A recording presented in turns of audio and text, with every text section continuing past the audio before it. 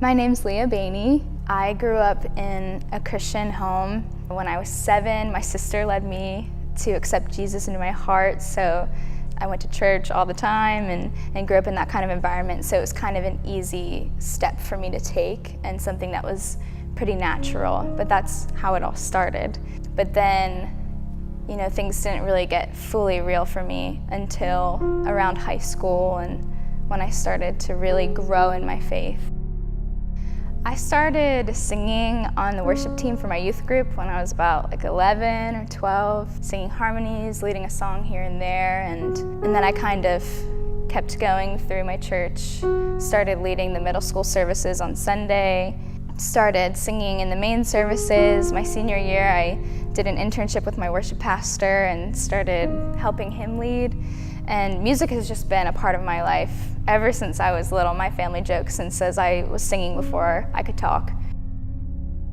Well, I felt called to ministry when I was in middle school. I was at a weekend retreat with my church.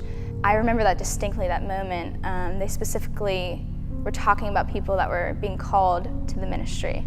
It was a little intimidating for the idea of me being a worship leader and the responsibility that holds, but coming to Liberty and studying music and worship has really developed my perspective on worship.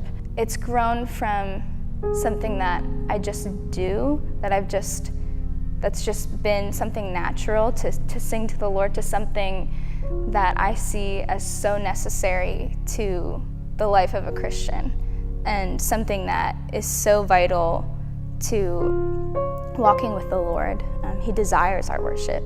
I've learned for a while that worship is a lifestyle. Worship is everything you do and in everything. And now I kind of have definitely a more developed view about worship being something that you are choosing to do, something that's purposeful. It's not just going through life and trying to live a good life for the Lord. It's purposefully giving praise to God, whether you are verbally speaking it or singing it, or whether you are purposefully obeying everything that He calls us to do in His Scripture, in Scripture, and everything that He demands of us through His Word.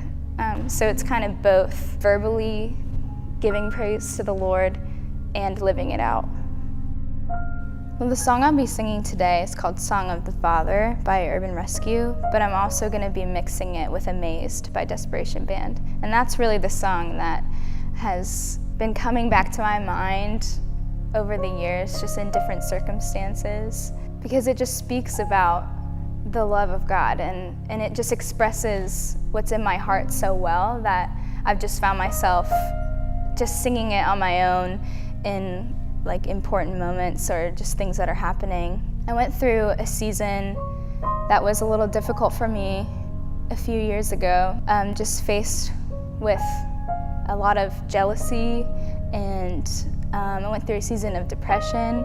It was after a time that I was just down and not able to find the joy of the Lord that I normally can so easily find. One day I just realized that I just needed to do something, to take action, to help get myself out of this. It's only the Lord that can do that, but you also have to take action. You also have to do your own part. And I remember hearing about a trip to Israel with Liberty, and so I signed up for it, and I was like, I'm going to go, and this is going to be something that God's going to use to just help grow my faith and help me just to find joy again. And I remember we were at the Wailing Wall in Jerusalem. You get a piece of paper and you write your prayer on it, and you stick it in the wall. And I remember writing out my prayer and sticking it in the wall and everything. And I expected to feel heaviness in that moment just because of what was going on around me. But I remember that I just felt an overwhelming sense of joy. It just came over me, and I was looking up to the sky. I felt like I could literally see the Lord, and He brought me the greatest sense of joy that I've ever felt in that moment.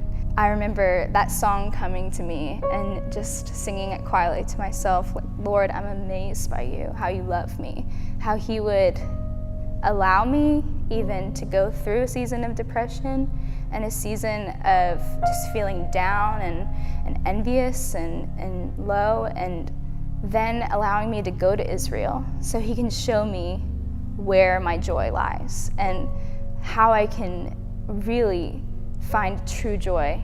I remember just singing that song throughout the whole trip, everywhere we went, because I was just so amazed by everything that the Lord would teach me and everything that he would bring me through.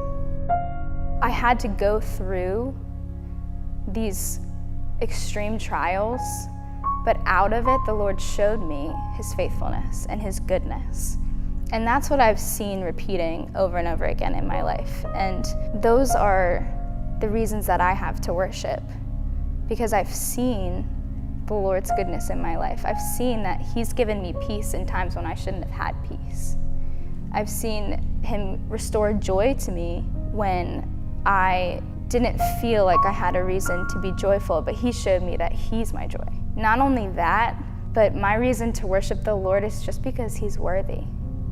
Even if he didn't do all of these wonderful things in my life, even if he didn't show me his goodness, he'd still be worthy. He would still be the creator and the Lord of the universe. He would still be God above all, the only God.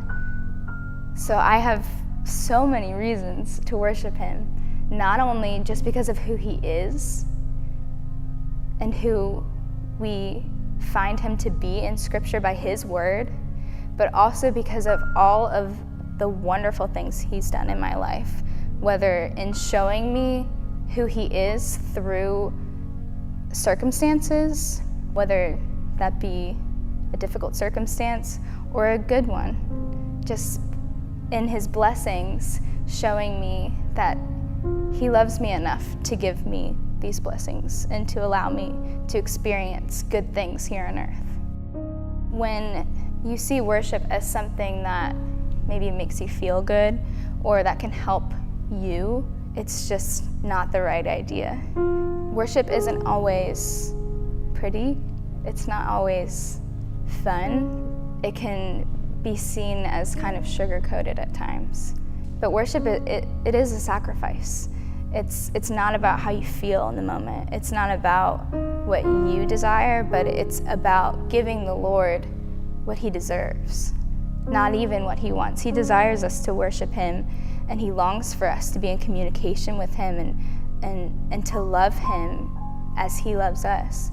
It's not even just about that. It's about giving him everything that he deserves and everything he's worthy of. When I think about everything that Jesus did on the cross and everything he did while he was here on earth, and I just feel so compelled to worship him with all that I am. I mean, he sacrificed literally his life so that we could have the ability to be in communication with him today.